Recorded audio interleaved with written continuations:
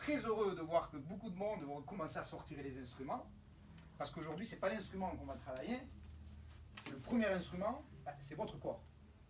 C'est votre corps. La soufflerie. Pour tous les musiciens qui jouent d'instruments avant, effectivement, quelle est la différence entre... Alors, qu'est-ce qu'il va me dire? Entre un trompettiste et un violoniste.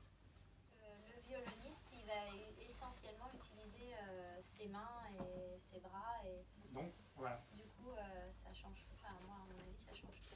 Ben, voilà, vous y êtes, c'est-à-dire qu'aujourd'hui, le violoniste, hein, il a un mouvement qui est extérieur. Donc, on peut facilement le voir, le quantifier, le modifier. Okay. Et puis, s'il n'y a pas de mouvement, il n'y a pas de son. Et le musicien avant, le chanteur, trompettiste, clarinettiste, flûtiste, finalement, son archet, il est intérieur. Et c'est là toute la difficulté, ou en tous les cas, le question de base que s'est posé à un moment donné Robert Pichureau, qui l'a communiqué à ses élèves, comment se regarder de l'intérieur pour faire en sorte que les mouvements qui sont bien vérifiables et tout ça chez le violoniste à l'extérieur, à l'intérieur, eh bien, on puisse les voir. Voilà, tout simplement. Il y a un moment où on chante, donc il y a le chant, okay, et en même temps il y a l'air chaud. On est d'accord? C'est relié tout ça. Et à un moment donné, on va arrêter le chant pour laisser l'air chaud. Et ici, c'est pas parce que j'arrête le chant que j'arrête l'air chaud. Donc là, ça demande de la concentration intérieure, d'être à la recherche de ces sensations. Oh. Oh.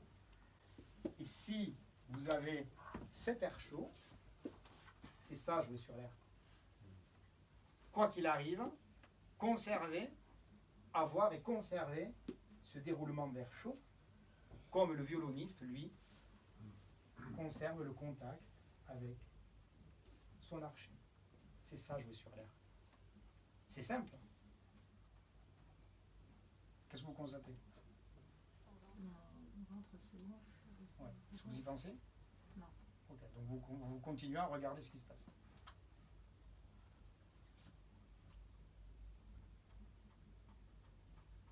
Est-ce qu'il y a un arrêt entre le moment où il gonfle ou il se dégonfle? Non. Un arrêt, je suis à la voiture, je vois le stop et je repars. Est-ce qu'il y a véritablement un arrêt? Il n'y en a pas. Okay. Maintenant, vous allez mettre vos mains sur les côtés, ici. Sur vos côtes, ici. Lors de l'inspiration, le corps, il nous fait profiter de ces côtes flottantes qui sont là. Donc les côtes flottantes, elles s'écartent. Okay. L'air se met en bas. Ma caniche, c'est à cet endroit-là qu'il y a les dorsaux qui vont nous servir à parler. Qu'est-ce que le corps est bien fichu? Donc on comprend aussi pourquoi, à chaque fois on dit que l'instrumentiste ou le chanteur doit respirer en bas, pas respirer en haut. Essayez de prendre une inspiration forcée en haut et de pousser en bas. On est, mais à l'opposé de ce que nous propose l'assemblage formidable de notre corps humain. Donc jouer sur l'air, c'est avoir cet air chaud qu'on a vu tout à l'heure.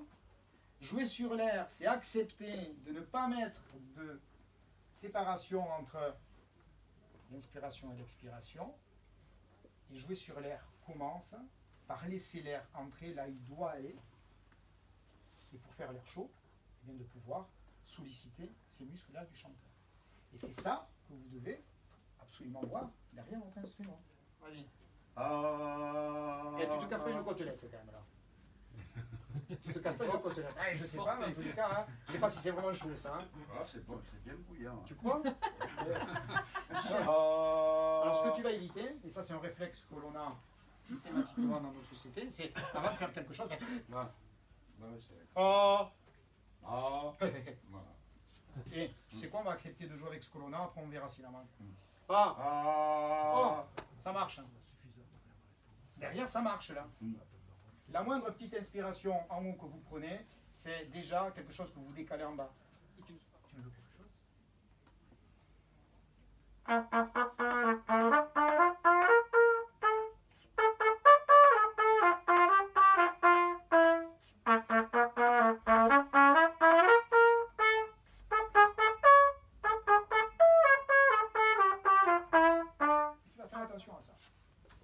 Là, tu es un petit peu comme ça. Alors ici, en haut, non, mais tu es un petit peu comme ça. Donc, Tu vois, pour que ton corps marche bien, ouais, elle est en train de te cambrer, il faut que tout ça se soit droit. Donc pour imaginer que tu es droit, là, tu vas écarter ton pied.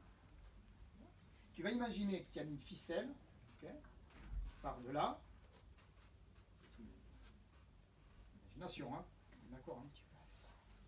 Et cette ficelle, elle te tire vers le haut, ok, mais en même temps, cette ficelle, elle doit passer au milieu, tout au milieu, tout au milieu, tout au milieu, tout au milieu de ton corps. Ok.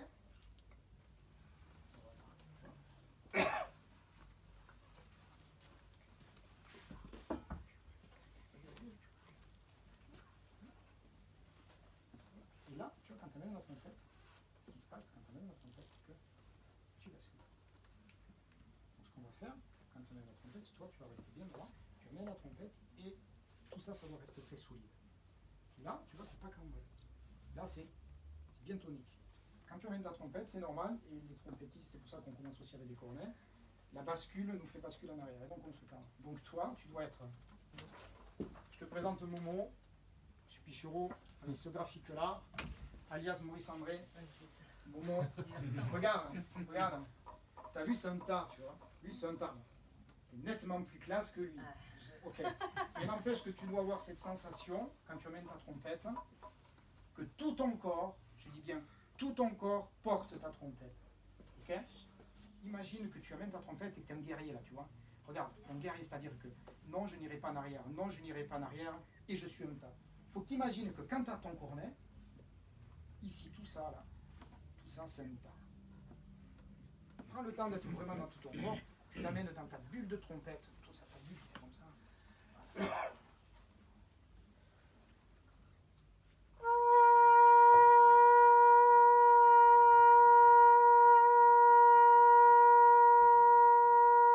Ton son n'est pas du tout le même. Ouais, c'est vrai. Vous avez entendu? Ouais.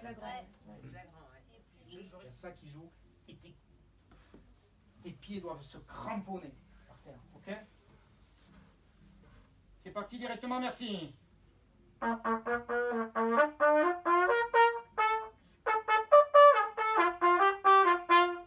Sens tout ton corps, sens tout ton corps, joue avec tout ton corps.